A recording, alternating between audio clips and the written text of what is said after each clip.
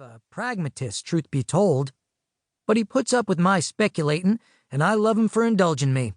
So I continue. The Bible that the sisters learnt us at the orphanage is chock full of fish symbolism. And from what I heard, there's fish in almost all mythological traditions, be they from the Orient or otherwise.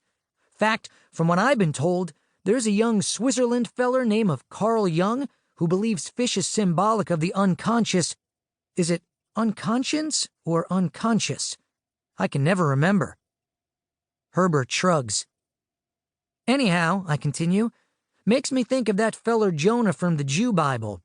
He gets himself swallowed by a giant fish on account of he's shirking what God wants of him. After a spell, God has that fish vomit him out on the shore. Now we have this fish vomited out here on our shore. Is this the opposite of Jonah? Did God have some giant human feller swallow this fish just to throw him up here? I know the Bible is not supposed to be read literal-like, but more like, what do you call it, allegorical and what have you. But here we are with a giant mysterious fish thing, and it has 4 arms, like a fish dog, or half a octopus, or 2/3 a ant. It's mysterious. I look at Herbert. He's absently poking the monster with a stick. Come on, I say. Let's tie it to our bicycles with seaweed strands and pull it to town. Now, Herbert likes a task as much as anyone, so his eyes light up and we set to work. Once the whole thing is secured, we get on our bicycles and try to ride away. The seaweed snaps pretty quick, causing Herbert and me to fly off our bicycles into a ditch, which tells me the sea monster is heavier than we originally figured. I'm no expert on weights or measurements, as I told you. It's Herbert's idea to go and get Doc Webb from town. He's the educatedest man in St. Augustine and an expert in the workings of the natural world. He's also the doctor at the blind and deaf school, and that's where we find him, taking the temperatures of 2 little boys with no eyes.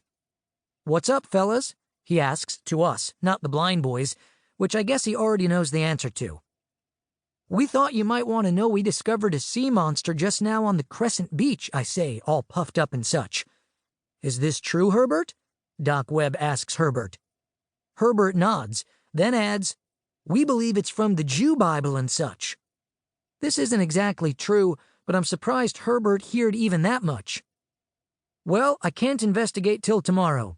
There's an entire dormitory of eyeless children whose vital signs need measuring and recording, not to mention the earless children across campus."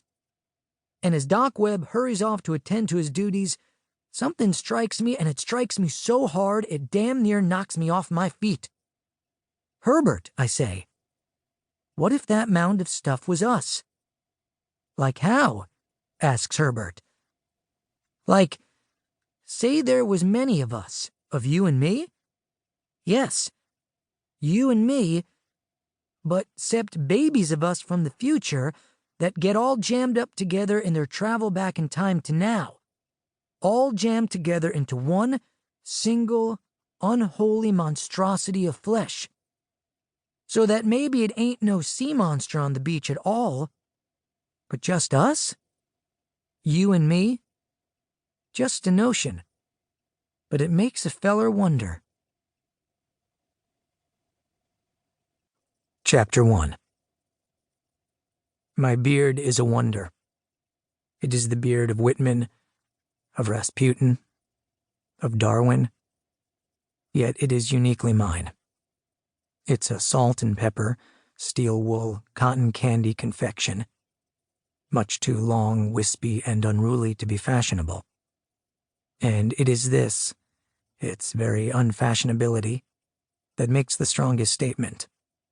It says, I don't care a Whitman, about fashion. I don't care about attractiveness. This beard is too big for my narrow face.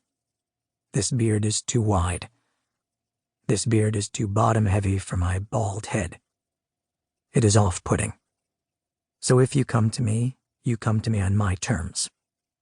As I've been bearded thusly for 3 decades now, I like to think that my beard has contributed to the resurgence of beardedness, but in truth, the beards of today are a different animal. Most so fastidious, they require more grooming.